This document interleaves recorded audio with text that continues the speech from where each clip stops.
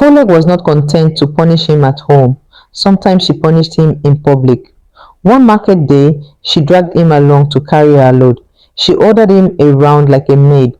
If he slowed down, she shouted, "Move like a man, not like a tortoise." People laughed. Some whispered, "Is that not Folek's husband?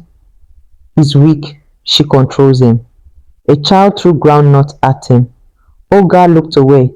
He had no voice left. His dignity had been traded for food and roof. But the worst night came unexpectedly. Folek returned from a business trip, tired and furious. She entered the kitchen and found one pot unwashed.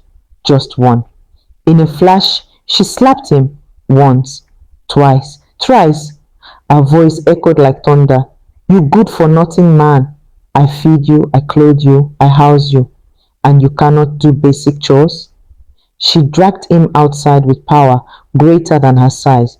She pushed him onto the cold ground, locked the door, and shouted through the cracks, "Tomorrow, if this house is not shining like heaven, you will sleep there again."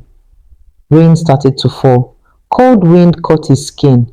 Ogar looked at the sky, and for the first time, he felt something new, something dangerous, anger, pain, awakening.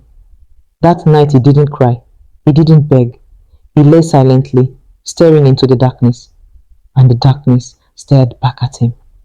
Before dawn broke, Ogar stood up, slowly, painfully, but with fire in his eyes. He didn't pack clothes. He didn't leave a note. He simply walked away. He begged for work at a construction site. They gave him a shovel. He worked like a man escaping death itself. By evening, sweat covered him like armor. His hands shook, but he held something he hadn't held in years. Money. His own money. He whispered to himself, "I will never be a slave again." Days passed. Weeks rolled. His pain became strength. His strength became courage. Olga bought shoe repair tools. He began fixing shoes by the roadside. One customer came, then two.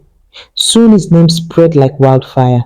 The man who once begged for love no longer begged for life. News reached Folak. Her husband now owned a shop. He stood tall, wore neat clothes, spoke confidently like a rising lion. She rushed to meet him, like a queen seeking her missing throne. "Ogar," she whispered, "please come home." But he looked at her, not with fear, not with pain, but with a calmness she could not break.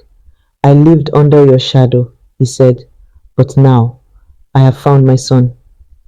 He turned and walked away, a free man, a reborn spirit. Folek stood frozen, watching the only person she once controlled walk out of her life with dignity she could never steal again.